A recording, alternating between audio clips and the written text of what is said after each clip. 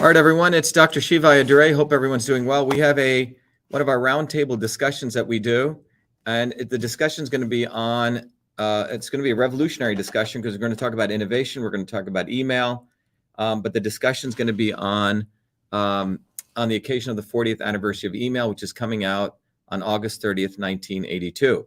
And that's really the official recognition for the 1978 invention. We'll talk about that. I just want to introduce the fact that we have a number of people from all over the world who are joining us for this discussion. This is the people that are joining us are part of our Truth, Freedom, and Health movement. We also have Heather joining us. We had forget Jill. I'm not sure where she went. All right, but she'll join us. But the discussion today is really going to be on. It's going to be a revolutionary discussion. We're going to talk about the occasion of the 40th anniversary of email, so everyone will understand where the origins of email, where email actually came from. You'll also understand some of the interesting big lies about innovation itself. There's been a lot of lies that have been told to us about who's an innovator and who is not. So we'll also be covering that with our guests today. Let me first begin by just sharing with everyone that everyone on here is a Truth, Freedom, and Health Warrior Scholar. And let me just bring that information up so for people who are interested. If you go to truthfreedomhealth.com, our slogan is get educated or be enslaved. Truth, Freedom, and Health itself is a system. As the slogan says, the man who invented email now delivers truth, freedom, and health to make you street smart. So you may see things as they truly are beyond left versus right, pro versus anti, and improve every aspect of your life, your body, your relationships, your business, and your world. So what you're witnessing here is Truth, Freedom, and Health is a system, and we'll talk more about this, but you can use this system like you can use email or any type of software tool, but email makes your life easier and faster, and everyone's writing.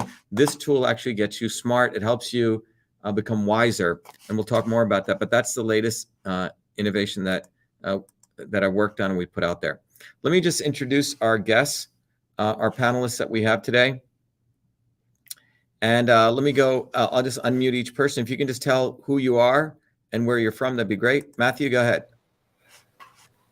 Yes, wonderful good evening to everybody on the panel, Dr. Shiva. It's really a pleasure to be here on the anniversary of this event, email, which has made our lives so much easier in so many ways. And so my name is Matthew Anderson. I am from a small island in the Caribbean, the island of St. Lucia. My background is in electronics. I spent 34 years doing marine electronics and working on boats. Started off, in the sound industry and so on, for working for band. But all of that I did out of a need. A small island, you have to be innovative. So I started early with innovations, the ability to jump from one particular stream of thought or using the systems approach and be able to solve problems outside of what appears like the niche that I was in. So that's me, Matthew Anderson from the Caribbean, a warrior. Great to have you, Matthew. Yeah, Matthew is part of our Warrior Scholar program. He's one of the users of the Truth, Freedom, and Health system. Let me go to Shriya. Shriya's out of Germany. So let me bring Shriya in. She's a scientist and a researcher out of Germany. So go ahead, Shriya. Why don't you tell people who you are and what you do? So good evening, everyone, to the panelists and everyone watching. I'm Shriya Salman. I'm originally from India, but I moved to Germany almost 7 years ago now. And what brought me here was definitely I did electrical and electronics engineering in India, along with computer science. And I decided to take it forward, take it into computer vision, robotics, so that, I could see that our communities in general, whether it is developed or developing communities, we always come across a hiccup, and the only way to move forward is a technological breakthrough or some kind of solution. And in today's world, it's very important to have like a systems-based thinking. So that's why I've even joined Truth, Freedom, and Health.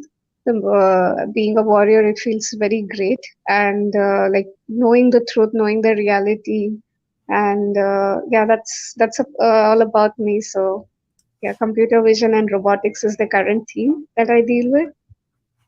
Thank you. Great. Thank you, Doctor. Yeah, nice to have you, Shriya. So we have an innovator from St. Lucia. We have a scientist from Germany. Let's go to Frank Lucata. Frank, Matthew, let me bring Frank in. Go ahead, Frank. Why don't you tell us about you and what you do? Yes, hello. My name is Frank, and I'm from Massachusetts here in the USA, and very close to where Shiva is, which I'm privileged to have been part of his campaign run for U.S. Senate. And I saw during that campaign, he was such a good candidate that the only thing they could say about him is to try to attack him on his invention of email.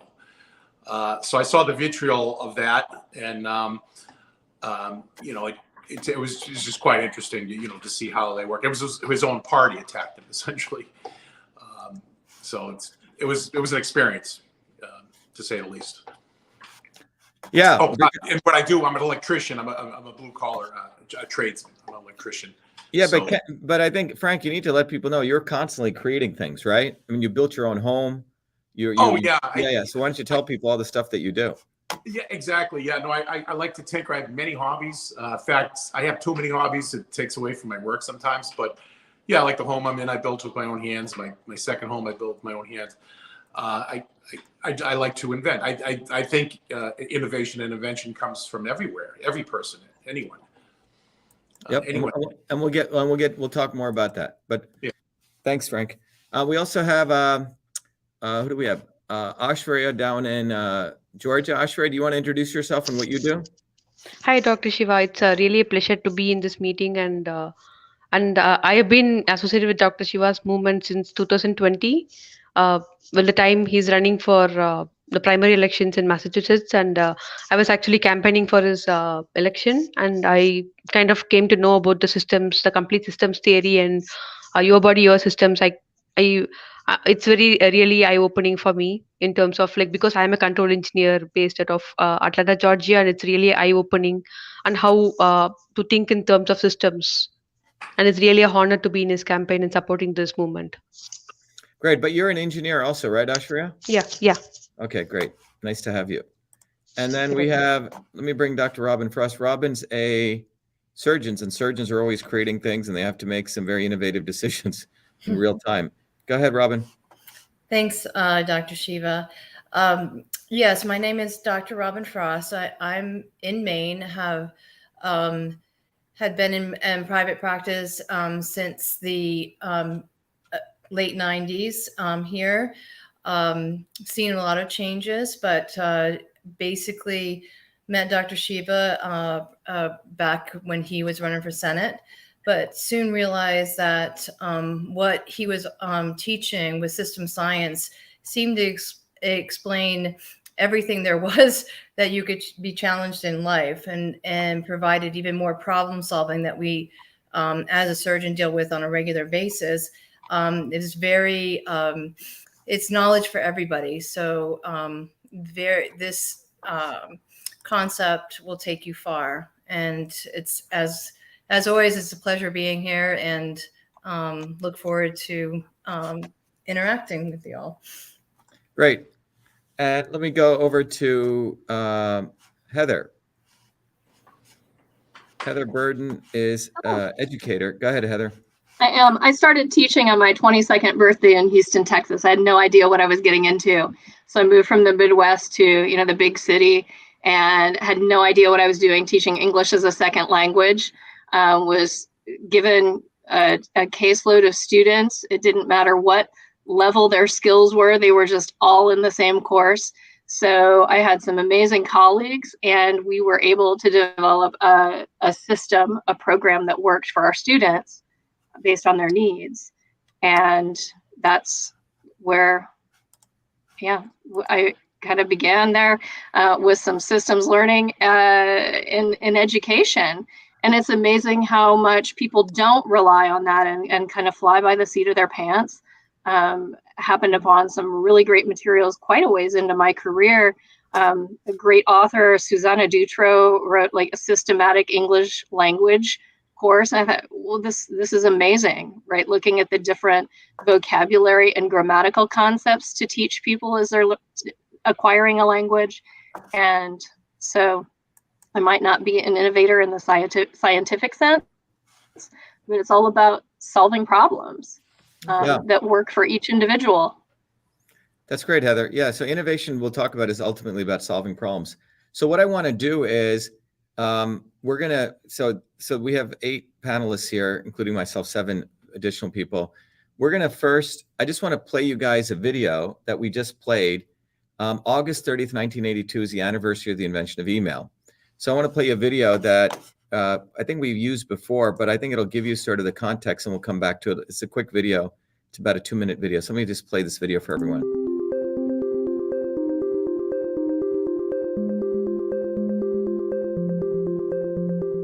Hello, this is Dr. Shiva Ayyadurai. August 30th, 1982 is the official day when the United States Copyright Office awarded me the first U.S. copyright, recognizing me as the inventor of email for my 1978 invention. I would like all of you to join us in celebrating this very important day, which commemorates the fact that innovation can occur anytime, any place, by anybody. I invented email long before I came to MIT. As a 14-year-old boy working in Newark, New Jersey as a research fellow, I was given a challenge to convert the old-fashioned paper-based inter-office mail system consisting of the inbox, the outbox, the folders, the memo containing the to, from, subject, BCC, CC fields, carbon copy, registered mail, the address book, and the entire process of receiving, sending, transmitting, forwarding, and storing inter-office memos into its electronic equivalent. As a 14-year-old boy, I converted that entire system into its electronic form, and I named that system email, E-M-A-I-L, a term that I was first to create, given that the operating system at that time only allowed for 5 characters. All of this occurred in 1978 before I came to MIT. When I arrived at MIT in 1981, the president of MIT advised me to copyright my invention, given that the United States Supreme Court was not recognizing software patents. However, in 1980, the Software Act was passed, which allowed inventors of software to use copyright to protect their inventions. As a 17-year-old boy, while an undergraduate freshman at MIT, I wrote away for the papers, completed all the paperwork, submitted all of my code, and on August 30th, 1982, a young American boy was issued the first U.S. copyright for email, recognizing me as the inventor of email.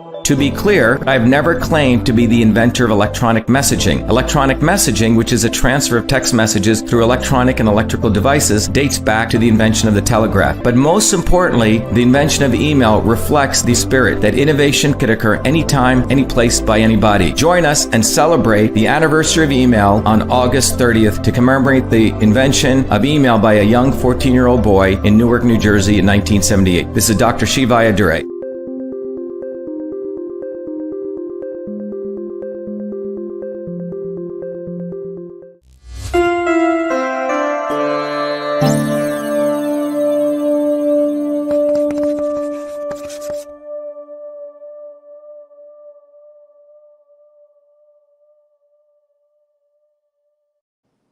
So anyway, I wanted to play that video because it sort of captures what occurred.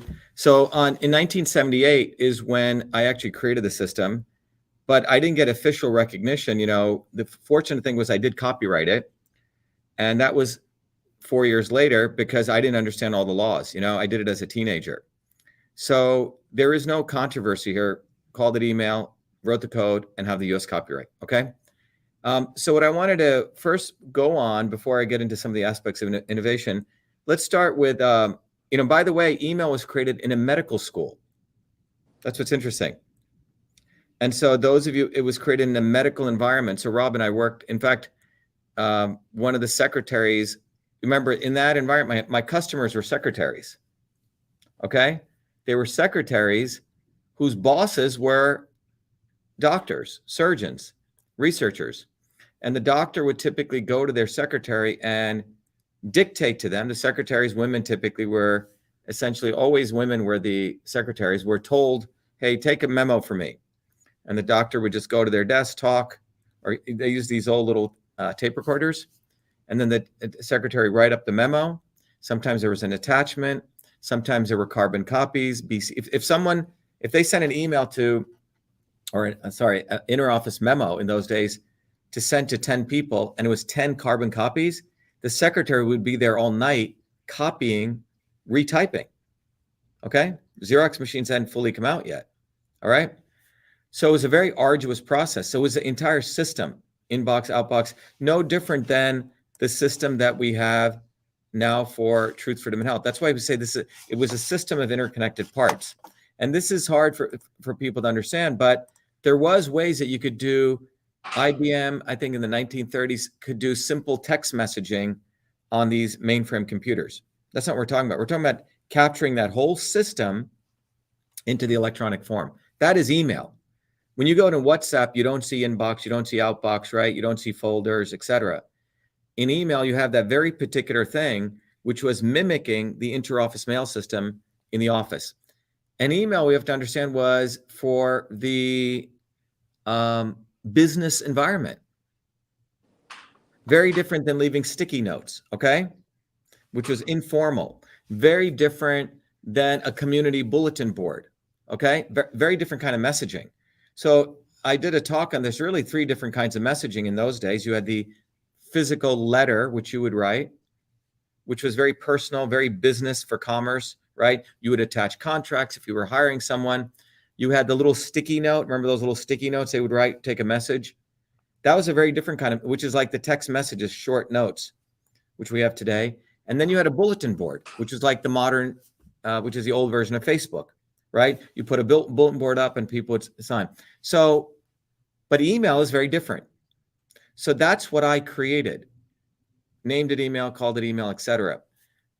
Let's just go around. And when was the first? So that was in, so you have to understand, email was originally used in the inter-office environment. You don't need the internet for email. This is another big myth. In those old days, we did it on the mainframes where you get a bunch of computers and you wire them together, and then you ran the email application on those computers. You don't need the internet. Email was literally an inter-office program, which was used in offices or buildings, etc., before you even had wide area networks, okay? So many years ago, in 1993, when I started a company called Arts Online, I remember in Cambridge, 1,000 people showed up. And we asked people, how many of you have an email account? This was 1993. Only 2 people out of 1,000 had an email account.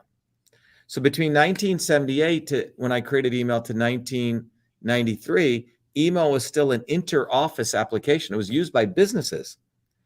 Now, the World Wide Web comes in 92, 93, which was literally a graphical user interface on top of the internet, which had existed. And then it enabled, and lots of the web applications came on the internet, right? So like email, Hotmail, didn't mean Hotmail invented email. They basically took what I had created and put it on the web. Okay, it was a web-based application. Okay, just like spreadsheets were being used before, long before Lotus created the first spreadsheet, and then you had the web version of it, like with Google Sheets now. Okay, doesn't mean they created Google Sheets, right? Hotmail didn't create email, I did. So you have to correct people on this. Okay, you don't need the internet for email. So what I want to ask each one of you is, what was your first memory of using email? Let's start with Suresh. Suresh, what's your first memory of using email? Wow, it's been a really long time. I think in 2003 or 4, before I went to my undergrad, I registered for a public free email address online. That's the earliest I can remember. So 2003, okay? Yeah. Because 2000 is when Gmail came out, okay? Around 2000, all right? But you notice you were using the web-based version nearly 30 years later. Right. Okay? 22 years later, all right? Yeah. Robin, when do you remember first using email? Robin Frost? I would say late 90s or 2000, probably. Late, and what was it for, Robin? Was it for your hospital work or medical? Yes, for in my practice, and you know, I believe that's, you know, I remember right along the lines of cell phones developing from bag phones in the early 90s, right? To then email being more developed. So right when I think I was exposed to it mostly when I started my practice. So it's late 90s. Yeah. Early, yeah. Again, and you had to be concerned about what you sent an email, HIPAA issues, right? Probably if you're sending patient stuff, et cetera. Yes, and initially we would send things via fax, which was also something that wasn't, but then eventually everything was diverted through email. Yeah. Frank, what was your first email? Do you remember when you first started using email? I do. Yes, it actually was AOL. Whenever that came out, I think that was mid 90s. Yeah, it was about 96, 95, Yeah. 96. So Yeah. when AOL came out, that's when I first got one. And I actually got my first dial-up internet connection to use it. You got mail, with the modem noise. Right. You'd use a copper phone line dial-up. And prior to that point, I was using fax machines to communicate with anything written. So right. It's interesting. You and both, you and Robin said fax. So the fax machine, you write a full letter and you could send it, right? Yeah. That's why you use a fax. You couldn't really send a full letter in text messages, right? Right. Because you needed that format because you'd put to from, it was very formal. Like as an electrician, Frank, is probably for your business work, right? Yeah. An invoice, right? Exactly. That's exactly what it was. Yeah, because you say fax me the invoice, right? And then I remember clearly my fax machine had this long ribbon of carbon paper, if you will. So it would waste so much. It would be so expensive for the ink on the thing, Right. Just got tired of it when email came out. I said, "Oh, this is great. I don't have to." Right. And let's go to Shriya. When did you first start using email? Do you remember? Yeah. I think it was like, Orkut and Rediff mail, coming out a lot. And if you had to comment, you needed login, and that's when I first made the Rediff one. What year was it? I think it was 2006, 2007, that year. And Right. I mainly got in because I wanted badly an Orkut account so I can chat with my friends What and account? relieve my exams. Orkut. This is pre-Facebook. Yeah, that was pretty popular that time. So that's how I got into it, to chat with my friends. Yeah. And before that, I used to write pen. Like I had a lot of pen friends. Yeah. So I had to buy nice cover letters, stickers. Like I'm that kind of person. I need to have these things, and I had to pay it out of my pocket money. So I wanted to save my pocket money, and email was free, and you could add stickers and all these cute little things. So that's how I started, and then I started communicating with friends. Yeah, it's interesting you say that, because there was a format for the letter, right? In 1978, when I was working as a kid there, the secretaries had, the inner office mail system had about 100 features: the inbox, the outbox, folders. They had to had a very specific format: to, from, subject. They wanted a line, right? You had to be able to attach an attachment. If my system didn't have all of their 100 features, they weren't going to switch from the paper to that. And they made it very clear to me. So, for example, they had the envelope, right? The envelope header is a very specific thing. So, again, it's a system. Email is not the simple transfer of text messages. This is really important to understand, because when the quote-unquote controversy was created by the elites who did not want to recognize the fact that email was created before I came to MIT, they were trying to conflate simple text messaging as email, okay? And this is very, very duplicitous, because text messaging you would say Samuel Morse invented text messaging. That's not what we're talking about. You would say fax is sending electronic signals through, electronic devices, right? As that video said. Heather, do you remember when you first used it?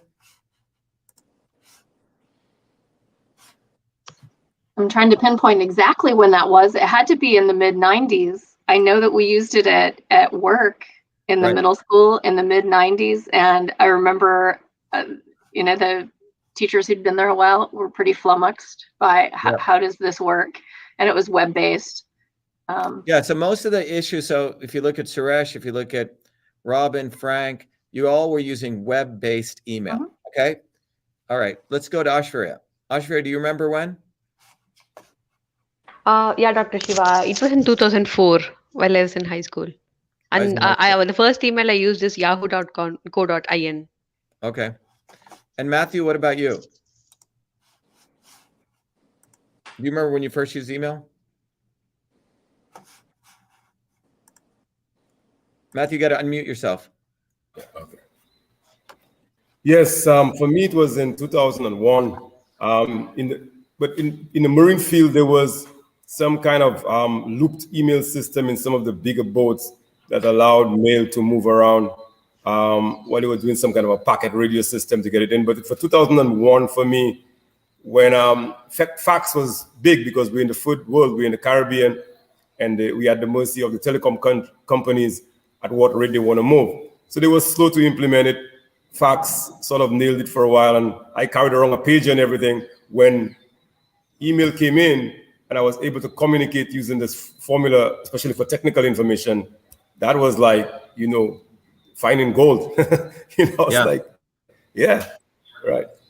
Yeah, it's interesting because when email came, I mean, even when it was being used in 78, most of the things was for business interaction. So in the physical world of paper, interoffice mail system, Kristen Falvey says when she was in high school, she says, we learned how to write a memo in high school and still use the interoffice mail system through the 90s. Again, in the interoffice mail system, you would write a memo, you would attach to it someone's resume. So if you were going to, let's say we were going to hire Suresh, I would write a letter, you know, and I would circulate it to all of you and CC everyone with his resume. And you guys would all check it off. And you would say, read. You get a little check mark, and it would circulate back to me, and I would know that everyone had read his resume. And then sometimes I would BCC that. So all of those features I had to put into that system in 50,000 lines of Fortran code in 1978. Okay? So that's email. First of all, we need to set what it is. It came from the interoffice mail system. No other system has inbox, outbox, folders, all those things. And it's a direct reflection of the interoffice mail system. So in fact, let me just share with you something here that you'll find interesting. So let me go here to the Chrome tab. If I go here, no, I want to go here. Yeah. So if I go here, so when all of my stuff went to the Smithsonian in 2011, it created this huge controversy because and we'll talk about this. The military had said this other guy who had simply done text messaging using the @ symbol was email. It'd be like saying Twitter is email. So we had to build this entire site. It's called inventorofemail.com to really share the truth. I never wanted any of the fame around it, but in fact, Noam Chomsky, one of the leading linguists of the world, said email was invented by a 14-year-old kid working in Newark. In fact, the establishment people try to say, oh, uppercase email is different than lowercase email. This is the kind of nonsense. The level of bullshit that occurred, and I'll talk about it. What happened was, let me just go back to this first. But when you look at it here, we literally put up everything, and all of this stuff is in the Smithsonian now. So you can see all the facts about the first email system. We have all the code here. This was the main subroutine. This was how you handle groups, how you put users in groups, displaying groups. This is all the actual code, adding users, deleting users. We called the postmaster function, forwarding, redistribution, inbox, scanning an email, reading in mail, to, from, subject, everything is here. All the code to create every feature was, and I had to write this in 8 kilobytes of memory, okay? Very little memory. And this was used by hundreds of people at that institute before I came to MIT, all right? Now, what's interesting is that this was written in a language called Fortran, which was really designed for mathematics. It was a lot of headache I went through. What I want to share is in 1980, I applied for what's called the Westinghouse Science Award. The Westinghouse Science Award is today known as a Baby Nobles. It is what I think the Intel guys run this award program now. And the Westinghouse Science Award, I think I have to open this in a new tab. Open a new tab. Oops, I don't know why it's not coming up, but it'll come up. But in this, I was, I think, 15 or 16 when I wrote this, and I was sharing with people how the future, how that one day email will get used by everyone in the world as much as a light bulb would. So it's very interesting. As a kid, I could see the future, but that was because I was in the guts of creating all of this. Anyway, so this is the, you can go here and you can look at it. The other thing was, people try to start changing the definition of email. These were all the features. Let me just make this a little bit bigger. Okay.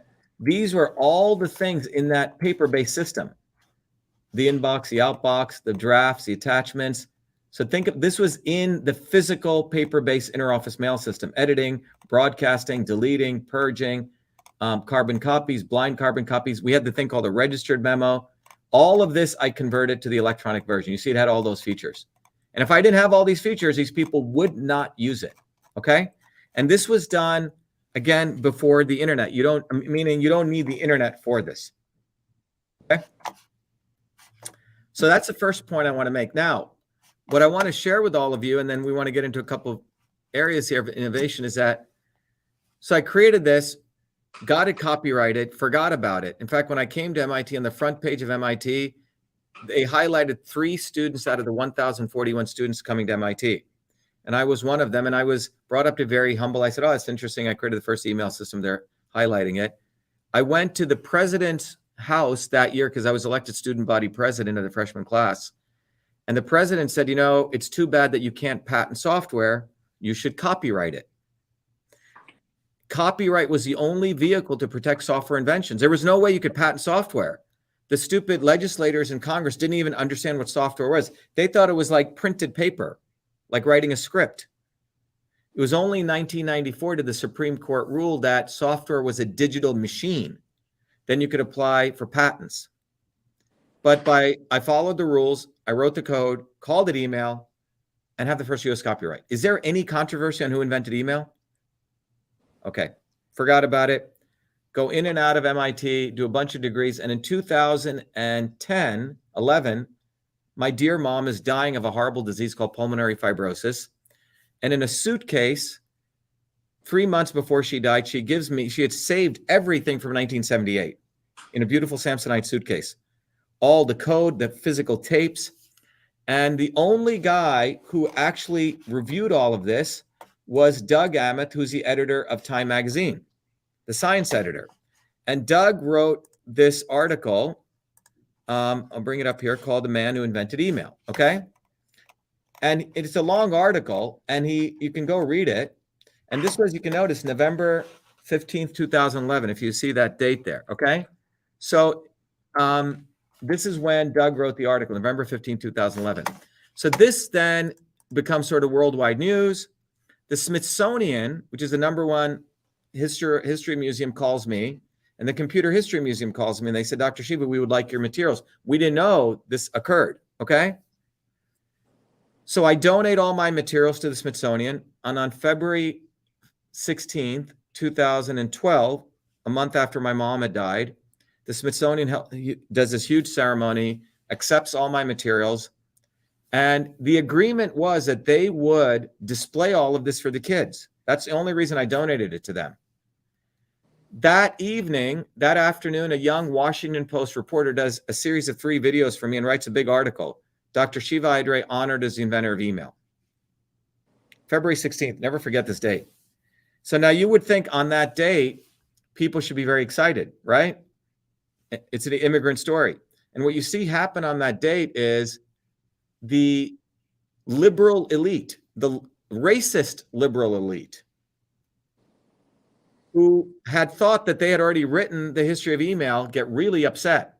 They call me a fraud, write all sorts of emails. Gawker Media called me a fraud, an asshole, and a dick. There were blogs that came out that this curry-stained Indian should be beaten and hanged. And I didn't see any white liberal, woke liberal, say anything to protect me. And I was teaching the most popular class at MIT for free, not like Elizabeth Warren. And the vitriol that came out was unbelievable. All my degrees at MIT didn't mean anything. MIT got 1,000 phone calls, literally, saying this guy should be fired. How dare he say he invented email? It was pretty brutal. And I didn't understand what the hell was going on, because I just donated the material and you have this huge vitriol. And I had to start, and you have to understand, for most of my life, while I was a student at MIT starting in the 80s, I had always fought for other people of color, women, minorities, poor people, to make sure they could come in. And no one was there to defend me. Noam Chomsky, who's known as a guy who's more cited than Socrates, he's known as the #1 intellectual. I went to Noam, and he had known me as a fighter on campus. And I said, Noam, you got to do something. He was the only one who said it's black and white. Email was created by a 14-year-old kid. And people are trying to say uppercase email is different than lowercase email. Oh, he invented uppercase email. And Chomsky said, well, that would mean you'd have 2 dictionaries. You'd have, imagine having a dictionary for uppercase car, uppercase cat, which would mean, and he's known as the most important linguist. The level of fucking racist shit, that's the only anger that I can say. It was racism. But it was racism combined with multiple layers. And the liberal elites were the racists. It wasn't some rednecks, okay, in Mississippi. Because A, this invention took place by a dark-skinned person, an immigrant.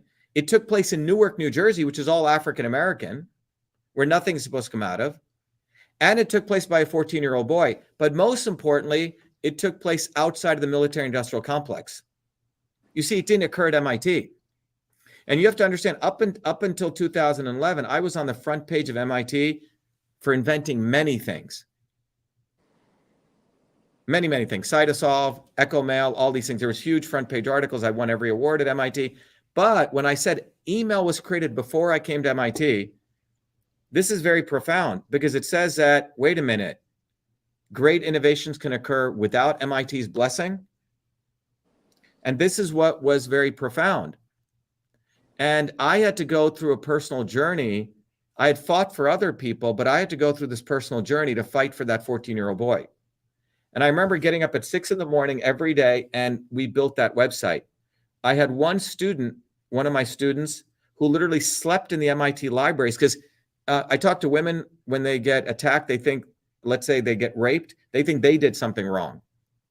So you have to imagine the environment there. 3 major articles coming out in Gawker Media saying asshole, dick. That's what these articles said.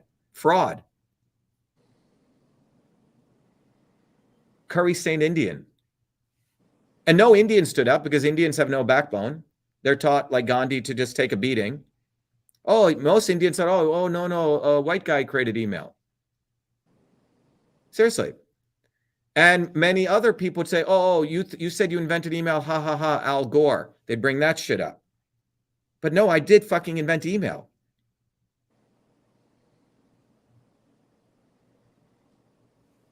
And the journey for me was, I had to fight for that 14-year-old boy, but it was a very deep journey because between 2012 to 2016, no lawyer would take on this case. Ha, ha, ha, you said you invented email. Al, ha, ha, Al Gore. That's what they'd keep bringing up. And then what happened was in 2016, I came across an article when I was out in Hollywood, out in California. Hulk Hogan had just sued this newspaper, Gawker Media. Gawker Media had put out a sex video. They'd caught a sex video of him having sex with his wife's best friend or something. But they had put it out, and it destroyed him. He sued Gawker Media. The attorney for that was a guy called Charles Harder. And Charles Harder had just won this case for $125 million against Gawker. Gawker Media was a filthy newspaper. They would put clickbaiting headlines just to get clicks. A guy called Nick Denton ran it. So I went to Charles Harder and I shared with him all the data. He goes, oh my God, you invented email. And Charles took on that case on contingency. 99% of lawyers do not do that, which means you only pay me if I win, which means 33% he gets. So Hulk Hogan had just won this case and they appealed it. I filed for $35 million. And then within 30 days of my filing, Gawker claims bankruptcy. They said, we don't have any money. And this is the karma of it. I become the chairman of the bankruptcy committee to sell Gawker. Okay? And I was awarded about $1 million. And those 3 defamatory articles were forced to be pulled down. And then all the liberal schmucks then said, oh, Dr. Shiva is attacking free speech. The First Amendment does not allow you to defame somebody. You have to tell the truth. So those 3 articles were removed down by the new company called Univision. And I was awarded money. And then another dirtbag company called Tech Dirt, who was saying this shit, so we had to take them to court. And the judge there said, well, it's an opinion on what you define the definition of email. Regardless, they were forced to say anytime they wrote something negative to refer to the Inventor of Email site. But none of the major news media covered it. I mean, I would think the invention of email is the most important story. Let me tell you how more disgusting it gets, and I want to ask you guys some opinions on this.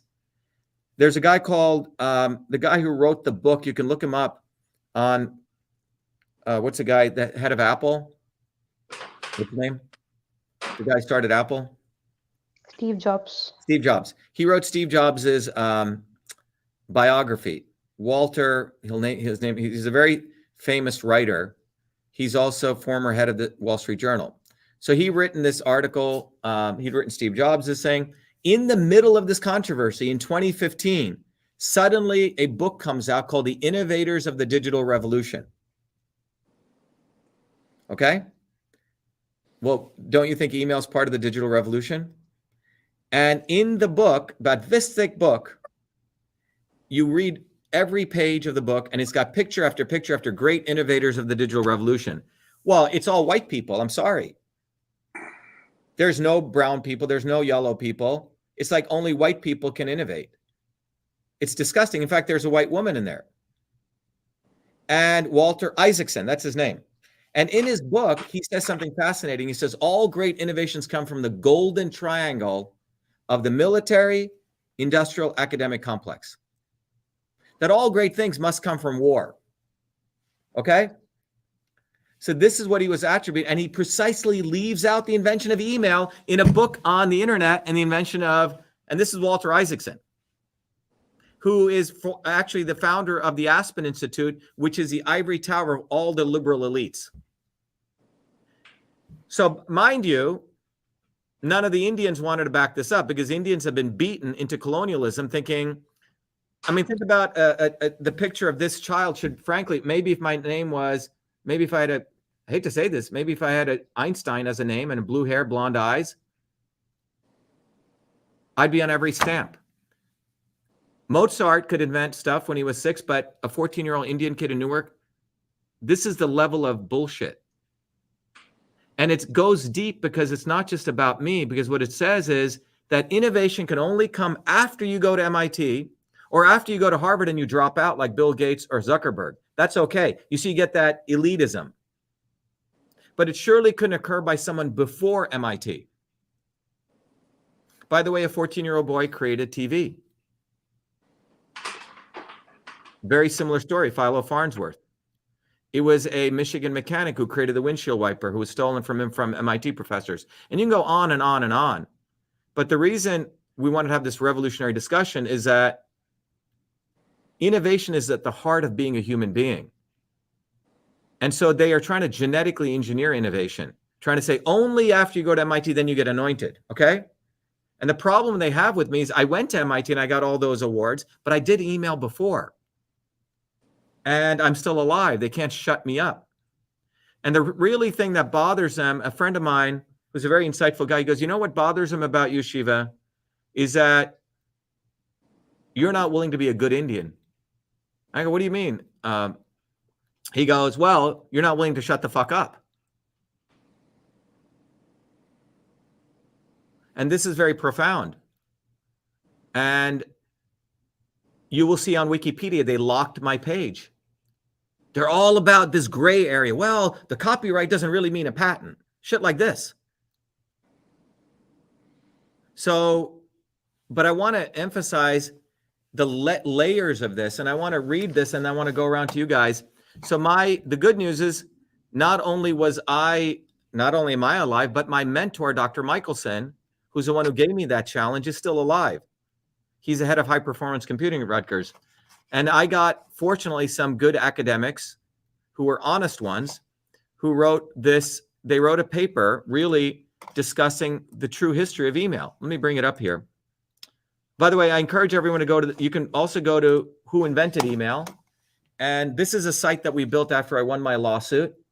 And it says before email, there was the interoffice, interorganizational mail system, inbox, outbox, folders, address book attachments, but it was all done using paper. Experts thought it was impossible to create a computer-based version of that system and did not attempt to take this challenge. But perhaps because of my ignorance, as a 14-year-old kid, I never thought it impossible when my supervisor, Dr. Michelson, at a small medical college in Newark, New Jersey, challenged me to do so. And this is what I wrote 50,000 lines of code. Anyway, so when this controversy was going on, we really had to clarify it. And Dr. Michelson, these people were there when I created it. Dr. Debbie Nightingale is a professor at MIT, a couple of other people. So let me just read this, and this will sort of set the tone for the question I want to ask all of you guys. This is probably very powerful, okay? It's very emotional also, but I'll read it. It says, the invention of email in Newark, New Jersey reveals fundamental truths about the nature of innovation and exposes the quote-unquote histories on propaganda of the quote-unquote golden triangle of the military industrial academic complex, whose multi-trillion-dollar brand, that's like Raytheon, all the big defense companies, MIT, right, advertises itself as a source of all revolutionary innovations. Propaganda are constructed and packaged by those consecrated as quote-unquote historians. There was this guy called Thomas Haig, who's a scumbag. He thinks many of these academics want to make their name on something. He already wrote the history of email, who honed this branding to brainwash humanity that war brings good things to life. This is a key point here. This cabal anoints and exalts its innovators, predominantly whites and a few persons of color. By the way, there is real racism. And the racism I'm talking about is this, not the racism of woke racism and letting everyone, get a trophy. That's not what I'm talking about, okay? Who's honed this branding to brainwash humanity that war brings good things to life. The cabal anoints and exalts its innovators, predominantly whites, and a few persons of color who pledge to its hegemony of innovation. That means if you're willing to play along with their game. The indisputable facts of the invention of email in 1978 by V.A. Shiva Ayyadurai, 14-year-old dark-skinned, lower-caste Indian immigrant prodigy working as a research scholar at the University of Medicine Dentistry of New Jersey. What's really unfortunate is that I have to tell my story. Do you know what I'm saying? That I have to, quote unquote, promote this. If I had a different name, a different look and feel, others would be promoting it, okay? In Newark defies such histories. The boys' invention, the first electronic system, replicated the complex and myriad functions of the inter-office, inter-organizational paper-based mail system. This is email, inbox, outbox, folders, all those things, which he named email, was motivated by his desire to create and to do the impossible. Everyone thought email was impossible in those days. People said, oh, you can't do it. It's too difficult. You can't write all this in a small memory zone. Email was invented to digitize this entire inter-office civilian office communications. Everyone needs to recognize this. It wasn't military. Not just exchange text messages reliably for military battlefield communications. Email was the first end-user software application that made the digital revolution accessible to ordinary people, typically women, who had never experienced a computer keyboard or terminal. Ayyadurai's evolution as an inventor, scientist continued far beyond email, to his completing 4 degrees at MIT, receiving worldwide acclaim, and being exalted as an innovator during his 33 years at MIT while within the triangle. What that means is I was on the front page. I was a model minority. Oh, look at this guy. He invents many other things. He served their needs as a penultimate ambassador and model minority to enhance, we're talking about MIT's brand images of inclusivity, diversity, and equality. Probably heard this, right? However, when the Smithsonian requested and obtained artifacts documenting email's origin in 1978 in Newark on February 16, 2012, when Ayyadurai accepted this great American honor, he unwittingly pitted himself against their brand. The cabal unleashed disinformation claiming emails created before 78. When these claims were debunked and Ayyadurai continued sharing facts, the attacks escalated to a public, quote-unquote, lynching, revealing an insidious side of racism, which exalts, and this is what real racism is, and I want everyone to listen to this, particularly black or white, which exalts persons of color when needed and expels and annihilates them when they challenge false histories and propaganda. You see, I was really, really useful for MIT for inventing many things, the golden boy. But when I said, wait a minute, no, I created email before, then you spit them out, and I was unwilling to be an Uncle Tom. Email did emerge from collaboration. They said, oh, no one guy could have created email. It did with a bunch of people.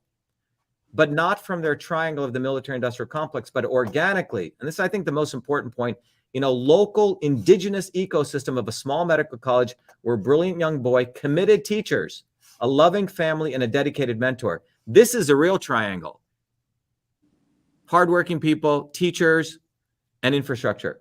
Solved a civilian problem. Again, very important. I wasn't solving a military problem. Exemplifying countless other innovations across millennia, inspired to advance life, not retrofitted from technologies intended to maim and kill.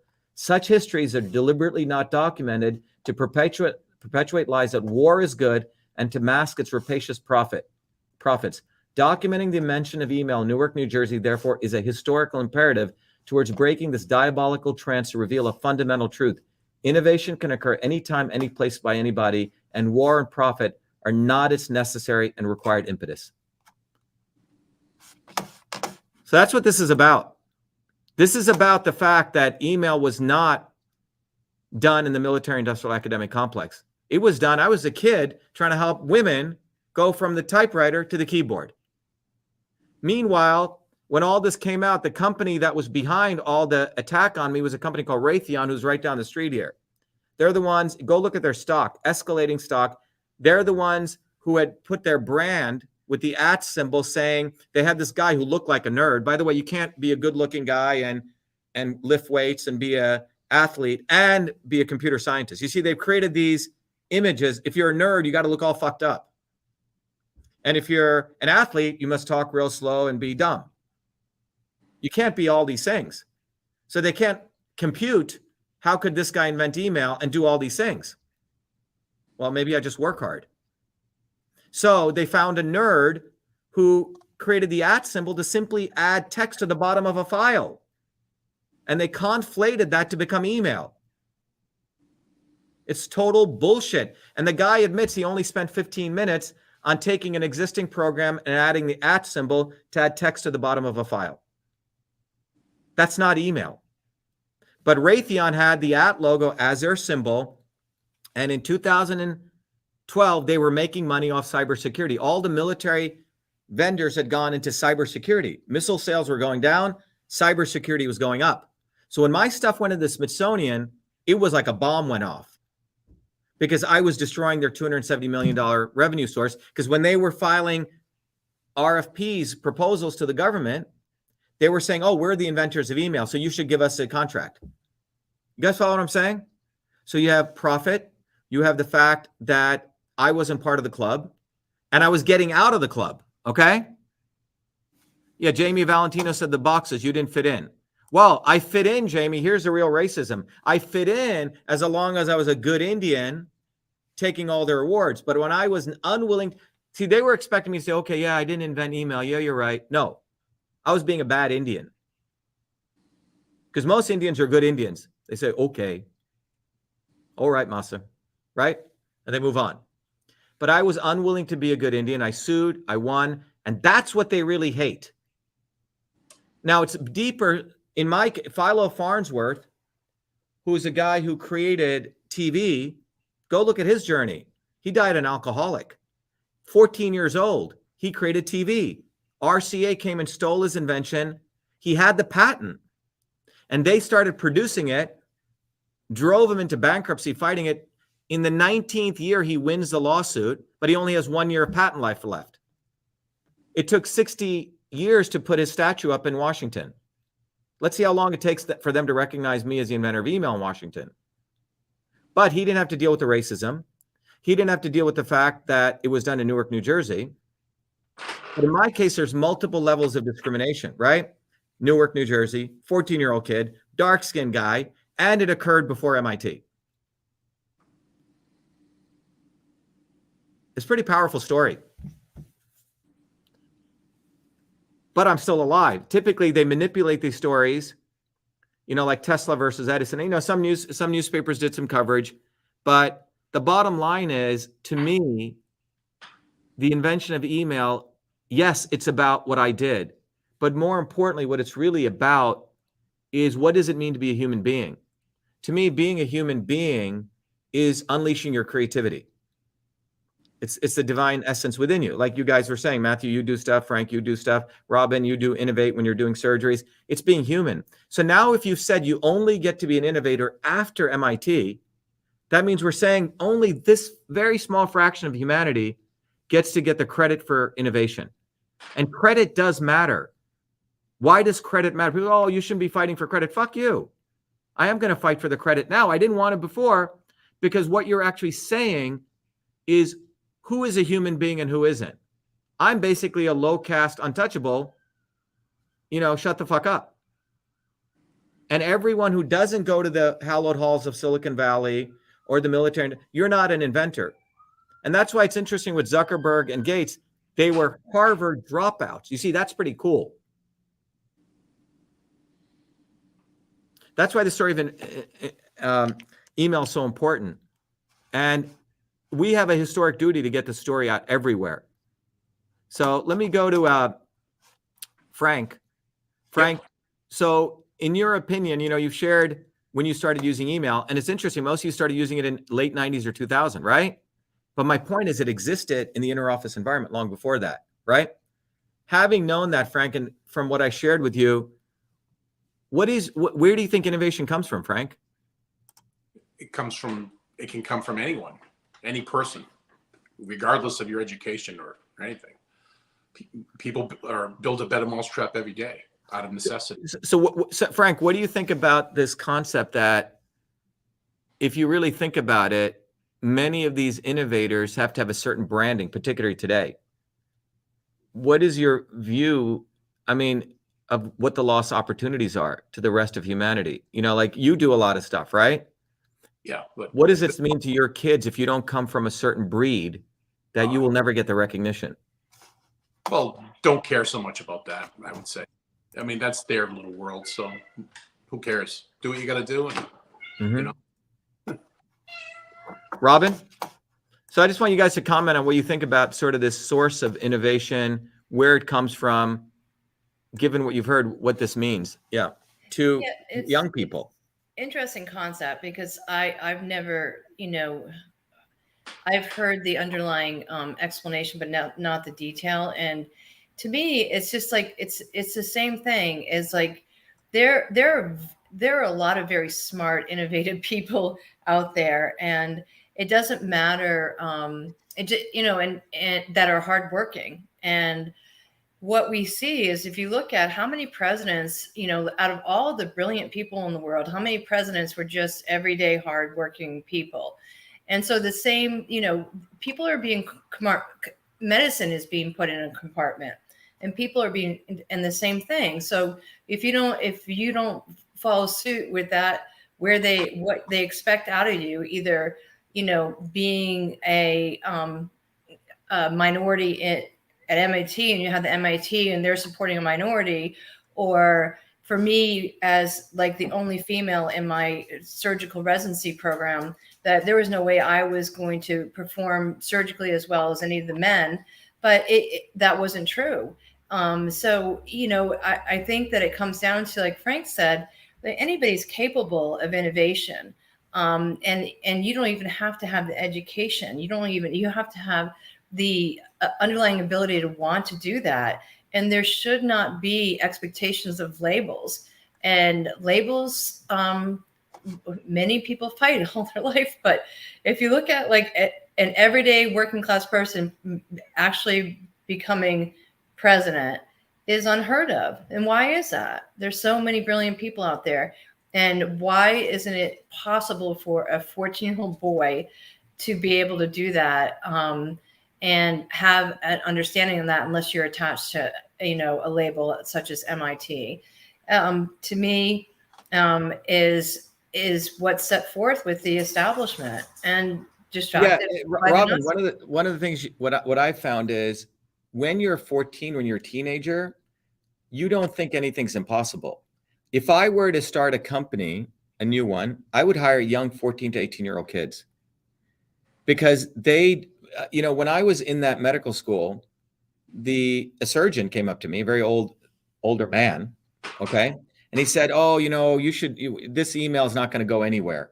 He goes, I just like going to my secretary and speaking to her. and she does everything for me. Why are you doing this? He goes, no one's going to use this. But those secretaries were my friends. You see, the women secretaries were the ones who saw this as a liberating thing for them. So many times it's a revolutionary act because it was a bottoms-up movement in some sense. That if it was left up to those elite surgeons there, they would never have wanted to see email ever get created. They would have nixed it. So that's what's interesting.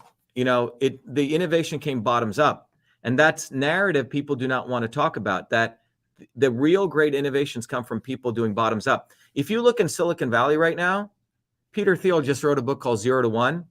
He's saying there's no innovation. It's all crap. LinkedIn is not an innovation. Facebook is not. These are not innovations. A lot of the stuff that goes at Flipkart, all these things are not innovations. They're just taking stuff and just putting a front end on it. So one of the things economically that's going on is a friend of mine who's a guy at one of the large investment houses. He's saying, we don't have any productive assets in the world. Like, what are the really great innovations? I mean, Tesla batteries are garbage. Open it up. They're just Duracell batteries. There's not any great innovations because you've genetically engineered it. You go here, then you go here, then you go to Silicon Valley, you get funded. So there's really not any great innovations occurring also out of this. We're not solving any major problems. We're tweaking little things. mRNA is not a major discovery, okay? It's been around for a long, long time. So go ahead, Matthew. What do you think about all this?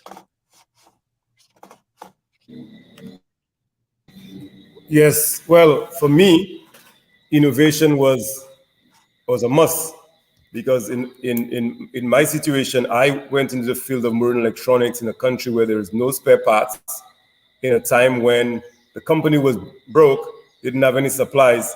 So innovation was a need. I just had to innovate if I wanted to keep this going and keep and serve my family. I had to innovate and serve the company. The company was going under because they didn't have the money to hire these engineers.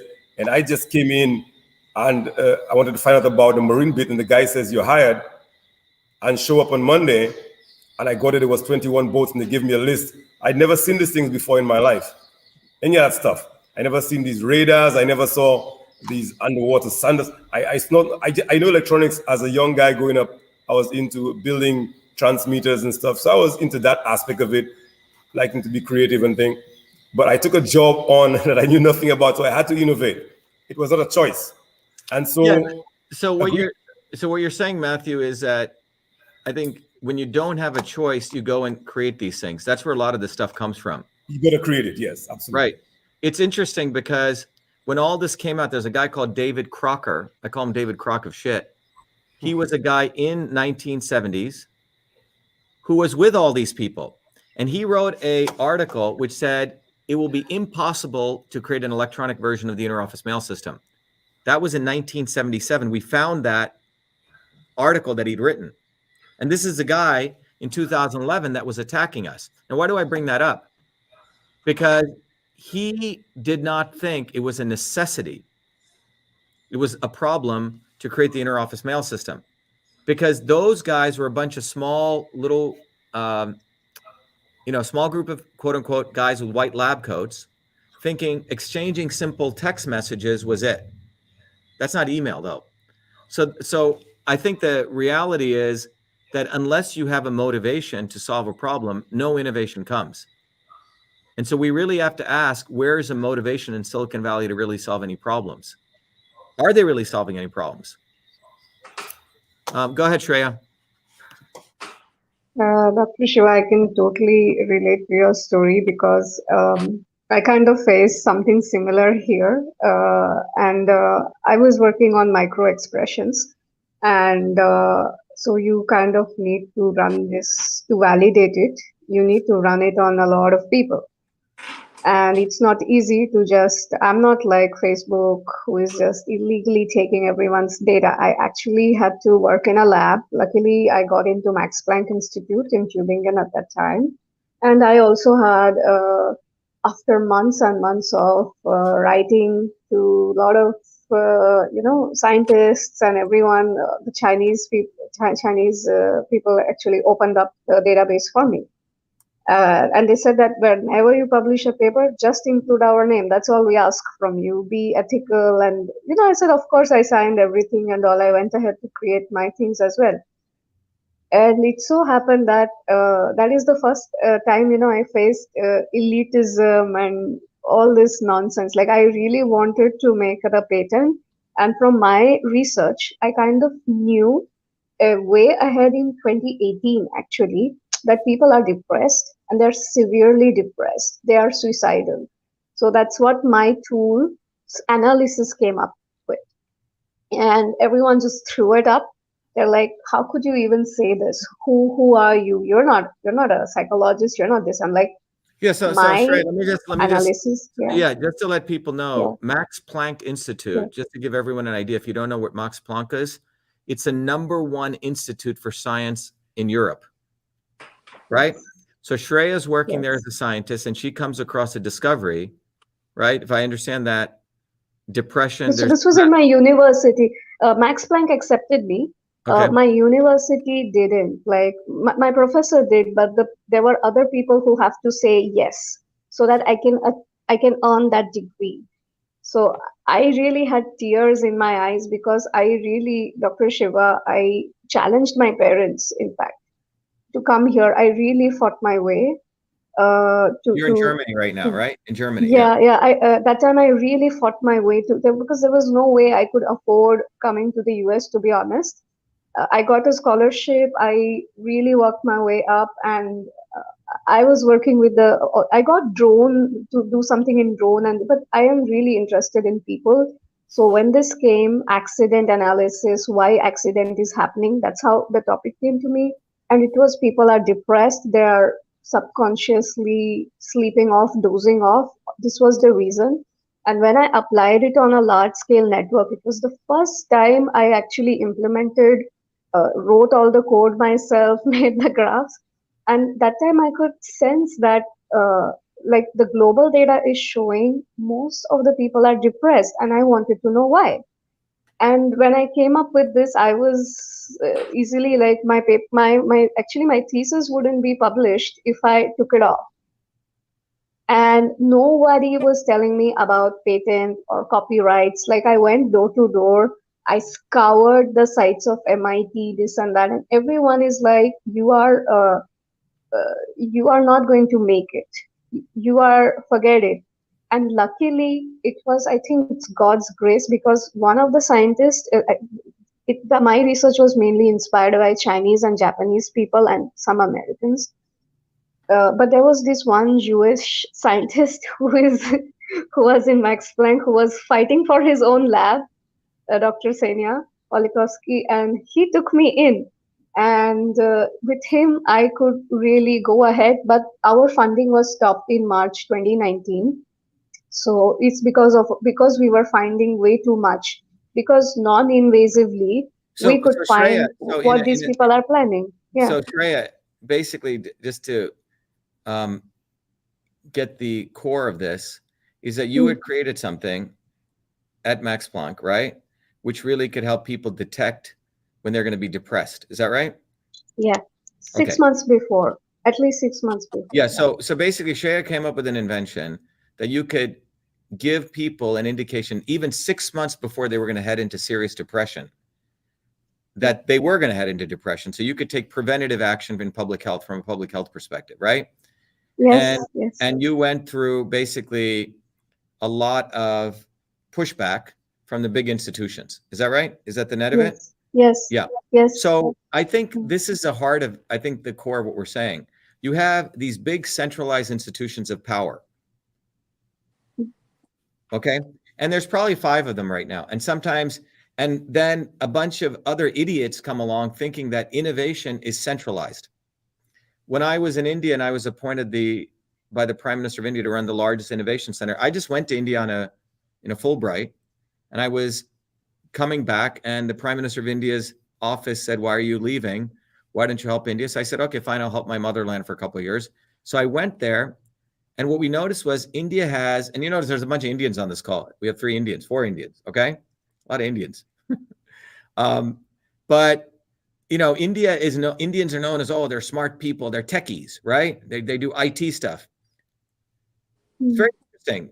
But you will never find an Indian. If you think about a great inventor, and again, this is not against white people, this is not against brown people or it's not a racial thing, but it's actually the history of colonialism. But you will not find a picture of if you talk to 1.3 billion people, you go talk to a brown-skinned Indian guy, oh, who's a great inventor? Oh, Thomas Alva Edison. They have no symbol of a brown-skinned Indian inventor.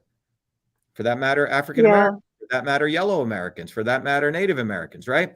So the left wing will talk about this.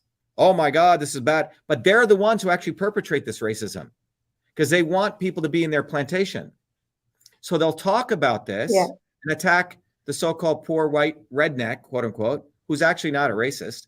The real racists are the elite liberal academic white liberals, because they're very happy when Shiva Ayyadurai is at MIT doing all his inventions. But if you dare say that invention was come before, or you, while at Max Planck, you're supposed to be a good postdoc, you're supposed to work underneath someone, write papers. You're not supposed to go off and create. You get out of the box. Yeah. So out of this thing, one of the things I realized was the real racism. Let me define racism for all the people who think I'm just talking about white people. That's not what I'm talking about. The establishment tries to put everyone into a box. If you're a blonde-haired, beautiful-looking woman, you must be a dumb, quote unquote, a dumb blonde, right? If you're Chinese, you must not know how to speak. They have cartoons about that. If you're Indian, you must be like a Gandhi. You must want to meditate under a tree all day and take a good beating once in a while, right? And so on. And if you step out of that box, they beat you down. You see? So if you're Frank Lucata, a big electrician guy, Frank's not supposed to go do physics. And if you're Robin Frost, a woman as a new surgeon, you're supposed to be in your little box. And what I'm saying is the establishment creates these boxes. And why do they create these boxes? And you can follow the money, because they need to create a strata of people. Some people get paid a lot of money, and the majority of people are slaves. That's where this comes from. You can't have everyone being a Bill Gates, because now that means innovation has become like a weed. You can't charge, the VCs can't put money into companies, crank them up to be worth $2 billion. Maybe Google's only worth $50 million because there's a lot of Googles out there. Maybe there's lots of different search engines we can choose from. We only have 2 search engines we can choose from, right? So innovation gets monopolized and only a small strata can innovate. That's a caste system. So Frank Lucata has to be in his box. Suresh has to be an IT guy in his box. Dr. Shiva Ayyadurai can be a good, famous innovator within the MIT confines, but he surely can't have said he did something before, or surely should not run for office, or surely should not be attacking, Republicans and Democrats. That's not being a good Indian.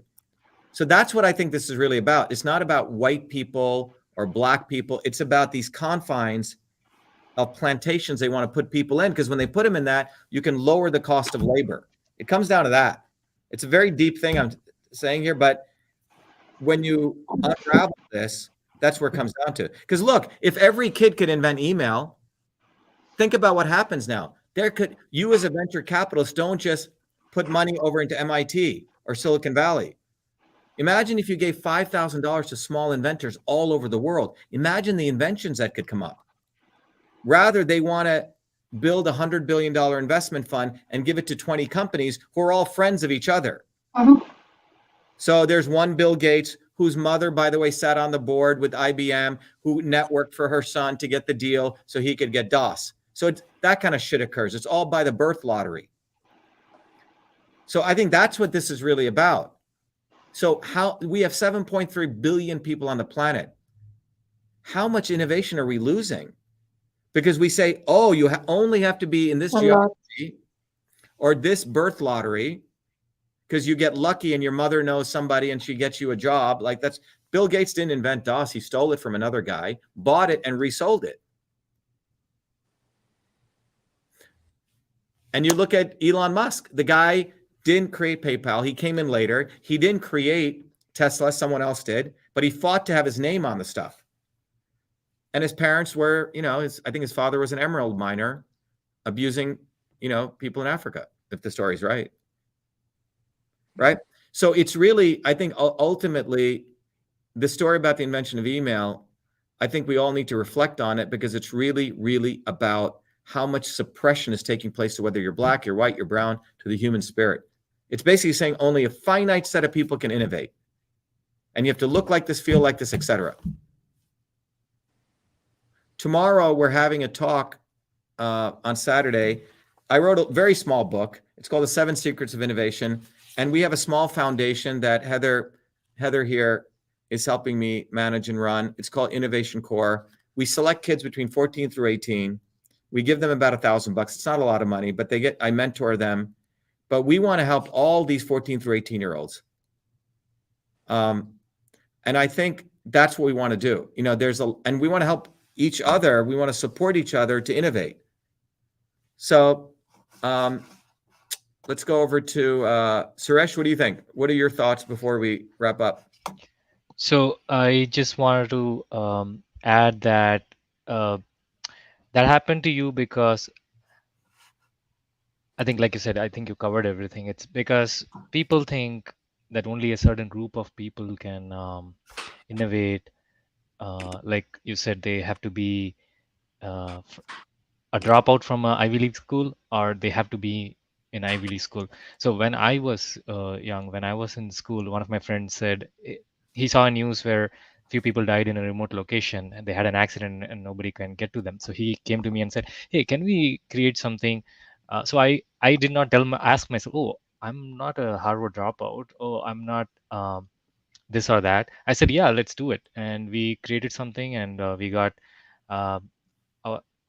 we submitted it to the National Innovation Foundation. We got like the award. We were flown to Ahmedabad, and Abdul Kalam gave us like the first prize. Abdul Kalam is the president of India, by the way. Yeah. Yeah. A great guy. And then after I finished my college, I created a website. There are 40,000 users. I did not question myself. I think people think it's by design, like you said. They have created an infrastructure that people have this illusion that only certain group of people can innovate. But like you said, you are a perfect example. Like, you are from the periphery, you are from the outskirts, edges, you're not from the center. And that really bothers them. Like, you are an example of that doesn't fit in their model. And I think the fact is I didn't back down, Suresh. Yeah, and you fought. Okay? This is very critical. They want people to back down and walk away. So it's two things. That's why, in our movement, Truth, Freedom, and Health, we teach people, we educate people, but we want to get people on the ground and challenge those in power. It's one thing. That's why a lot of intellectuals or these talking heads like Tucker Carlson and Glenn Greenwald, and these guys just talk shit. Yeah, they're talking stuff, but too little. But they don't. I've never seen Tucker Carlson. He would never walk down the street and deliver flyers to people and educate the working people. That's the difference. You see, when we did the invention of email, we went on the ground. We created our own website. We went direct. We had to go do this on our own. When you created that thing, you guys didn't feel like it was impossible. Right. We were young. Yeah, we were young. I think that's why 14-year-old to 18-year-olds are very, very, it's a great age. Some people call these people juvenile delinquents, but it's just energy that needs to be harnessed. What they're doing now is they are telling the youth, the youths have so much distraction nowadays, social media and all that, and they're telling the youth that you are insignificant. You don't know anything. You can't achieve much. You're a nobody. Like, you can see in social media, oh, he's a billionaire. Oh, he squats on a golden toilet. What do you know? Who are you? So that's why Truth, Freedom, Health movement is very important. We need to go out, tell people, like, you have the power. You are the most powerful being. Look in the mirror. Don't get brainwashed that someone else is more smarter than you and you are an insignificant person. The sun doesn't ask permission to shine. Likewise, you should not be asking permission for anything. You go out and do it. You're not an insignificant person. Yeah, it's interesting you say that. When I was growing up in India, my mom would say, we have a caste system in India.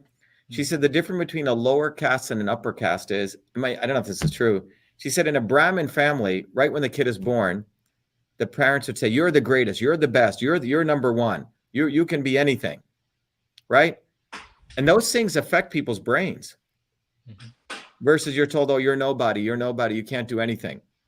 And I think, but I always like to go back to the economic reasons. I think if there is a conspiracy, the conspiracy is to make sure a vast majority of people are reduced to slaves, and then only a few people get to innovate. They get to smoke their pipe and have their martinis and talk about some innovation that they're doing. It's an elitist event.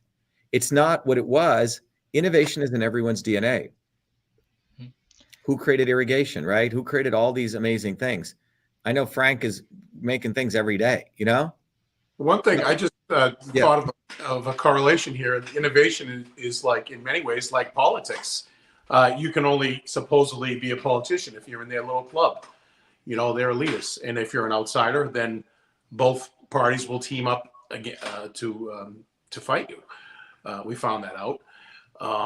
So there's a parallel there between politics and innovation. Yeah, Frank, I think that's a really good point, because I can tell you this. If I didn't go to MIT and I didn't get all those degrees in that, the invention of email would have been totally suppressed. Right. It's because I had this sort of unique history where they allowed someone like me into MIT and I did all those stuff that I was able to use their own credibility against them. So this is sort of the checkmate problem that they have. Because typically someone like me, if I didn't go to MIT, I'd be nothing. Or if I'd invented email while at MIT and dropped out, that would have been cool. And if you went to Harvard, then they'd let you be a U.S. senator. That's right. If you're in their little circle. So to me, what happened was remember, I had in 2010, I'd gone to India, 2007 to do my Fulbright. I had exposed corruption in the Indian innovation system that Shriya, you've experienced. A lot of smart people. You see what's happened in India is you see a bunch of Indians on this call, but Indians are basically told they can be good workers, smart workers, but surely they cannot get a Nobel Prize or they can't achieve the elitism, quote unquote. So do you know this fact?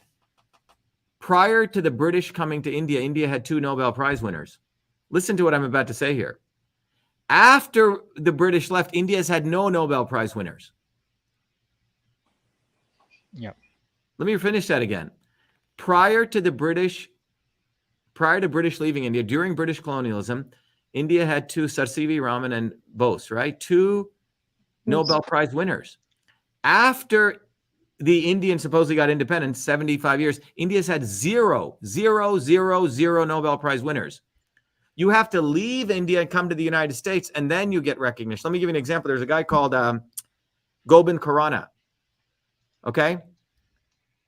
He won a Nobel Prize in medicine. In India, he couldn't even get a job as a lecturer in a university because of the feudal structure that they'd created in India.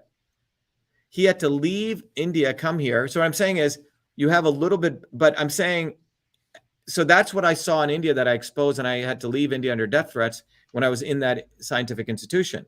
When I came here to the United States, that's when the invention of email, and I noticed the same thing here. Yes, you can hit a ceiling if you're willing to be a lapdog. But when you look at something like the invention of email, it is so profound, right? How could this ever be done in Newark, New Jersey? It blows everyone's mind. It's one of those things that could not have ever occurred, or just like the invention of TV. So that's why it's very important for people in our movement to go out, tell people. This is happening because of the ignorance of the masses. People really think, oh yeah, I cannot do this. We have to go out and tell people, yes, we can do this. We have to create community. We have to organize. We have to get activated. We have to create a community where young people can feel that, okay, I can achieve something. I can drive my own destiny. I can become somebody. I can make a positive change in the world. Like we have to show your example, like you did it when you were 14. Well, I think in addition to that, Suresh, we have to forcibly take it too. We can't wait. When I mean forcibly, after 2012, I never wanted credit for the invention of email. This is a very interesting thing about credit. But after they attacked me, I said, wait a minute, I did invent email. Now I'm going to take that credit. Not because of me, but because what you're doing is so abusive. So it's a very interesting thing, because most of the scumbags in academia who don't do a lot, but they have this gumption, they'll do something small and make it look big. You've probably seen these people, right, Robin, in research and in organizations. Everyday ordinary people, most of us are pretty humble people. We do our daily stuff. We don't really look for any fanfare. This is what's interesting. The elites are trained to do something small and get massive credit for nothing that they did. You see this with celebrities. Hollywood, yeah. Hollywood, right? You see this with politicians. They do nothing. I mean, look at this idiot that's running for governor in Massachusetts. He's an idiot. And he's being presented as though he's somebody. So the elites are very good at taking idiots and making them look like gold. Good puppets. What's that? They are good puppets. They're the good followers, so yes, that's why. Followers. So They're obedient, yeah. Yeah, so there's so many amazing people who don't get credit because they're said, well, I'm humble. And I'm saying false humility. That the learning that I learned was, if you do something and you have done the work, the elites take credit for shit they didn't even do. So I realized that getting credit for the invention of email was not about me. It was about for all these other 7 billion freaking people who are doing amazing work, and how many of them are being suppressed? How many other children are there that are never going to, they won't be able to manifest their creativity? Because you have to have a birth lottery. You have to be Bill Gates, or you have to be Mark Zuckerberg, born into certain families. So I think that's what this is really about. I mean, I know we started talking about email, but I think there's a much, much deeper discussion here that needs to happen. And it's never going to happen at MIT. It's not going to happen at Harvard. It's not going to happen that's why, to all of you listening, we're doing this discussion today. The anniversary of email is on the 30th, and all of you should share the facts. And it's not about me. It's about you, actually. It's really about you. And the story of the invention of email must be widely shared everywhere, because it really goes down to the human spirit. Where does innovation come from? It's anytime, any place, by anybody. And it's really, really important. I think people get this clear. And so, it's been a long, hard struggle since 2010. The vitriol, the abuse, and every one of us has faced this. Robin, you faced this as a woman, right? You're doing good stuff. You don't get the appropriate credit. And credit does matter. I think there's an interesting article that Arvind Gupta wrote in one of the Indian. Arvind Gupta was the guy who was an advisor to the Prime Minister of India. So let me bring up this article that Arvind wrote in the middle of this controversy. He was one of the few people who got it. Let me share this with you, and I'll sort of share with you why credit is important. And I think it's here. Yeah, I think this is here. Why does academic credit matter? He goes, email transformed our business communication collaboration like no other technology. It's probably the longest surviving. Can everyone see this? Yes? A little small. Yes, Dr. Shiva. Or do I have to make it bigger? Yeah. Is that better? Yeah. Okay. So this is an article that came on, many years later, I was honored by a group in India called the Digital India Foundation. We did an event there. And this is what it says. The guy who claimed to be the inventor of email just died, and we put out a notice, and we put out this press release. It said, email transformed our business communication collaboration like no other technology. It's probably the longest surviving of internet tools in its various forms and designs. It also evolved over the next decade, but the fundamentals stayed as they were in 1978, with one notable addition, the now ubiquitous @ between the name and the host server, courtesy of the late Tomlinson. That's all he did. Why does academic credit matter? Because the journey matters, the motivation matters, and history matters to generations of inventors, dreamers, and entrepreneurs deserve to know the truth. Big change happens in small places when opportunity meets people who are driven to find answers. That's how email, as we know it, came to be. Okay? And that's the point. Okay? The story of email exemplifies the journey of a team that included a precocious Indian-born teenager eager to be useful in America, grateful for the later opportunity to earn 4 degrees at MIT, and so on. But I think this is the most important point, is that credit does matter because it puts the origin of where something comes from. And that's telling the truth. Right now, the origin is everything comes from Silicon Valley. Everything comes from being graduates of these Ivy League institutions, right? And you have to be in this box. You have to look like a nerd. It's very interesting. All right. Do we have any other questions? Let's look at any other comments. Well, I have a comment, ahead, and Heather. I want to applaud you for standing up for that 14-year-old you and for all the other innovators out there that have not received the credit that is due to them. And I've been thinking a lot as I'm listening to the other speakers. I mean, people really need to identify a real problem that needs to be their motivation in order to find real solutions to real problems. And just kind of look at the innovation is almost endangered. I think of like the white rhino or the snow leopards, right? Think of people consuming shark fin soup and just tossing the shark overboard. And that's what's happening when we're giving credit to all of these collegiate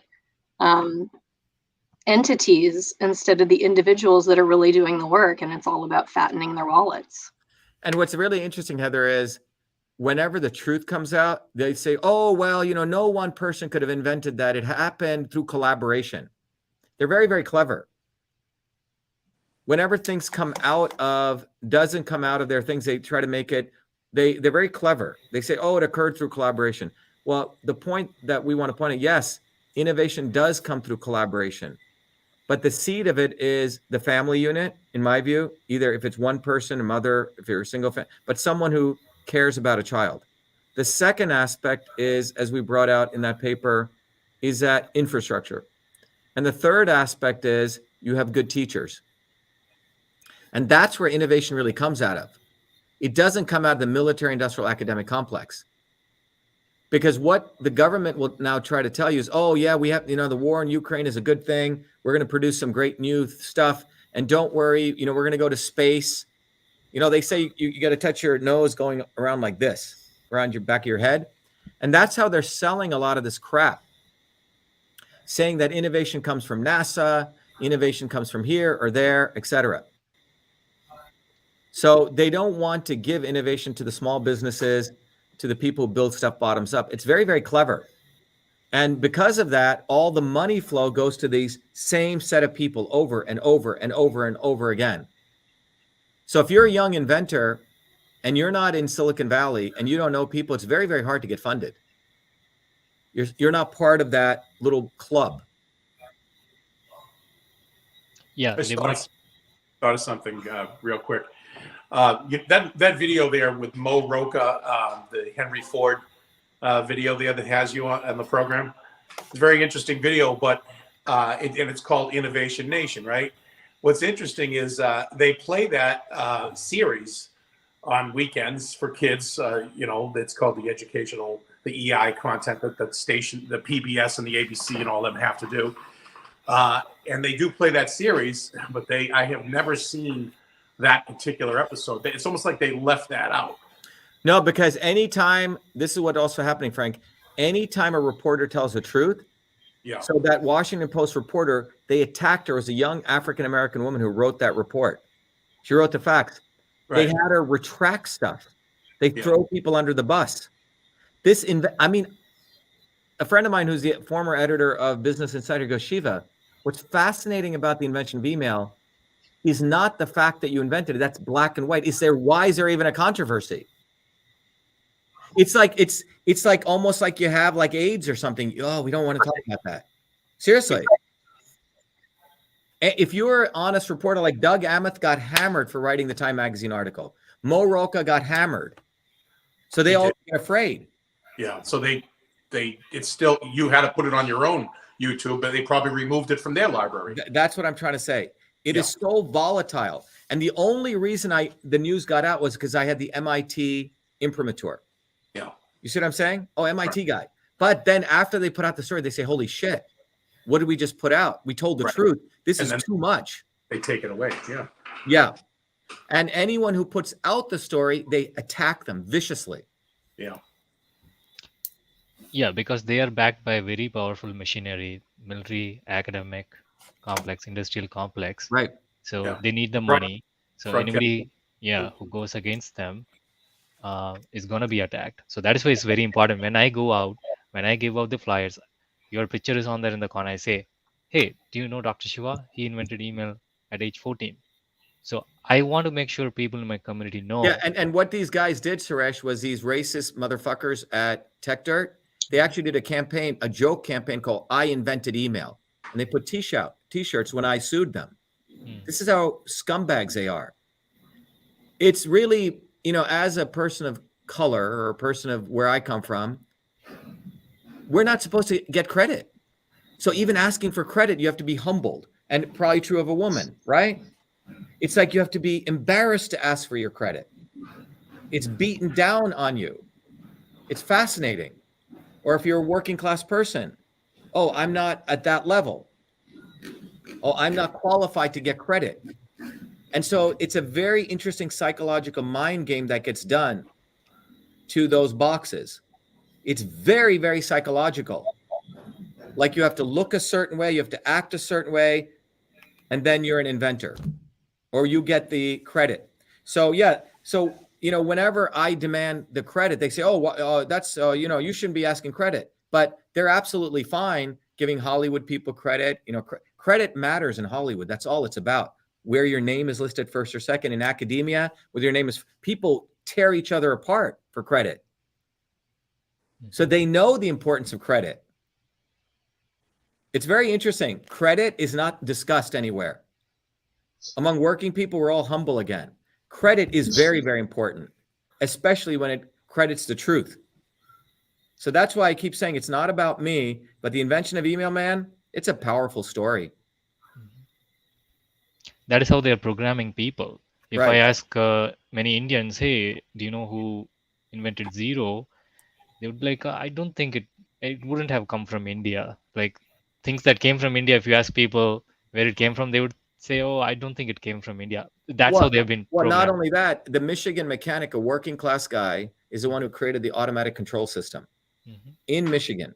2 MIT professors went there, stole it from him, and they created the control systems lab. But a working class, if you say, oh, you're saying you're like MIT, they shun you. But the truth is that's where it came from. You see, they've created this caste system of psychology, how to manipulate people to suppress the actual credit. It's a whole discussion we could have. Yeah, but I think that's why the invention of email is very important. It's why it's important that we get truth, freedom, and health out there, because they do not want, again, people to build a bottoms-up movement. It always has to be top down. Oh, vote for Trump. Vote for DeSantis. Vote for Biden. Like, this is the brainwashing. Nothing should supposedly come bottoms up. It all has to be top down. The invention of email is truly bottoms up innovation. Our movement is bottoms up. It's every person having respect for themselves. Ultimately, that's what this is about. Matthew, you've been quiet. Do you want to say some closing points? It's you're on point. In St. Lucia, I don't know if we know, we have 2 Nobel laureates, one in economics, Arthur Lewis, and the other one in the field of to do with writing and stuff like that. And he's top poet, is Derek Walcott. So as a small country, the same thing, they couldn't believe. And then his mother homeschooled him as Arthur Lewis in the UK. He was running one of his universities. He was a lecturer there, a professor there in economics. So from a small island. So I understand clearly. It would be nice though, Dr. Shiva, the same way you were able to build an electrical version of the gross physical structure that they had there for the mail system, and you've done it again with Cytosolve, creating a software that could handle stuff you'd have to do again physically. With the program you're putting out now for the young people, to help them to get innovated, I think it would be nice if we can get a version of some way to digitize that process of thinking the way you know this new thinking. If we could digitize it, so we can really get a program to run, like what's the name was saying earlier, Heather? let me see, Samuel. Yeah. Yes, naturally. Hi. Right. What you wanted to do with the psychological scenario, I believe that this is what Shiva can do with, or somebody, that when you get into the program, it'll be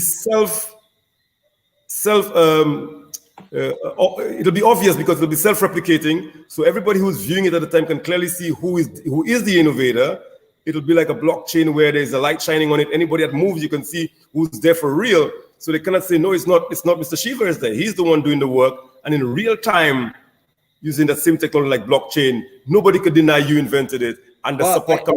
I think Matthew, I think it's two things. In this case with email, it's obvious. I have the paperwork's there. We have the copyright. Everything's there.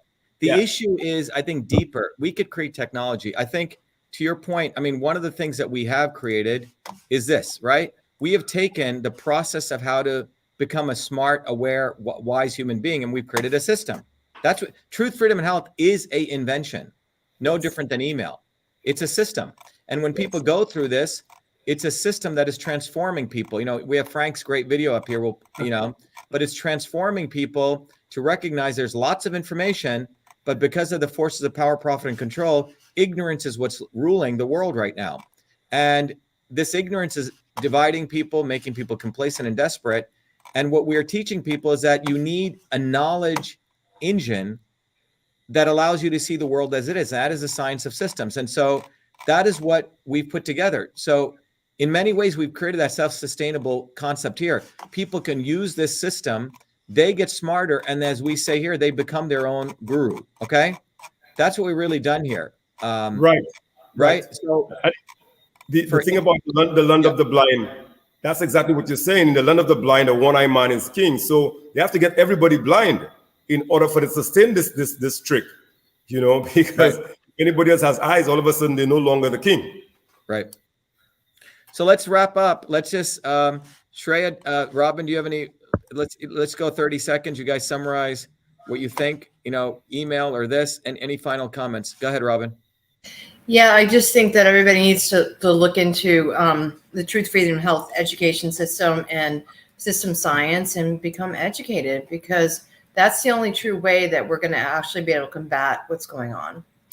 Yeah. And then, Robin, you're referring to the system. So anyone listening, we have some really, really very smart people of diverse backgrounds on this call today, and all of them are users of this system because it's the knowledge that will deliver you wisdom. We have Frank, who's an electrician, Robin, who's a surgeon, educators, scientists. You look at the diversity of people, and this is real diversity, okay, on this call. Go ahead, Shriya, what's your final words? If you can take like 30 seconds. I totally second Robin, and I'm very happy that you are launching this mission. And because of you, I also had the courage to come out and say my story. Otherwise, it would just live on my laptop, and now I'm fighting for my own startup. I'm really doing those steps, which I never had the courage to do. It's only when you have like the movement, truth, freedom, and when you're enlightened, when you understand this global conspiracy, only then you can break the brain fog that they have created. So I'm very happy to join them. Yeah, and Shriya, you should come on the board of Innovation Corps. You can work with Heather, because every year the applications are open. It's for kids between the age of 14 through 18. We give $1,000. I do direct mentoring, but more importantly, we recognize young innovators all over the world, and we actually define innovation. By the way, tomorrow at 11 a.m., is that right, Heather? I'm going to be doing a talk. It's for all of our Truth, Freedom, Health warriors. Those of you who've taken the course, you get access to it, but it's going to be the 7 secrets of innovation. So I hope all of you guys join, but it's going to really educate people. Let me see if I can bring it up here. Yeah. Yeah, it's at 11 Eastern. Yeah, it's 11 Eastern, right? But we're going to have a discussion on the secrets of innovation. So here it is. Let me bring it up here. It's right here. Let me bring it up. So tomorrow, you will learn what I learned are the real 7 things that I think really are secrets of innovation. Let me bring it up here. You can see it. So this is tomorrow. I encourage everyone, if you can come, if you're a Truth, Freedom, and Health warrior, you get access. But Patrick, this is something, what you were saying, we could make this into a system itself. Okay. So it's tomorrow, August 27th, in the morning, Saturday, 11 a.m. EST. You go to truthfreedomhealth.com and you can find the events. And I think it's on the events section, right, Heather? It is. And are you encouraging youth to attend this as well, Dr. Yeah. Shiva, those who have signed up for the course? Yes, anyone who's young. By the way, if you take the course, you can give it away to as many kids as you want. So we've already done that. So anyway, we put our money where our mouth is. We win. Our movement wins. We won lawsuits. We go and expose stuff, and we're building a movement. So all of you out there, you don't need to feel desperate. You don't need to feel like there's no one there supporting you. You don't need to feel like there's no hope. The reality is that we have created a system that can actually make you wiser. So please take advantage of that. Jill says, Dr. Shiva offers bi-monthly lectures to his warrior scholars. We offer a wide range. So go to vashiva.com and you can find all of that information up there. Okay. Frank, final words of wisdom. And then we have Asharia. Sure. Yeah. Just when you spoke of the military industrial academic complex, the thing that really comes to mind is I'm not so much worried about the military or the industry. Academia, if you just take just that one corner of the triangle and bring it back to grade school, ask any grade school child who invented the light bulb. They'll tell you Thomas Edison. Who invented the telephone? Oh, Alexander Graham Bell. Who invented email? I don't know. Right? So there's a reason why people homeschool, and that's because our education system is broken.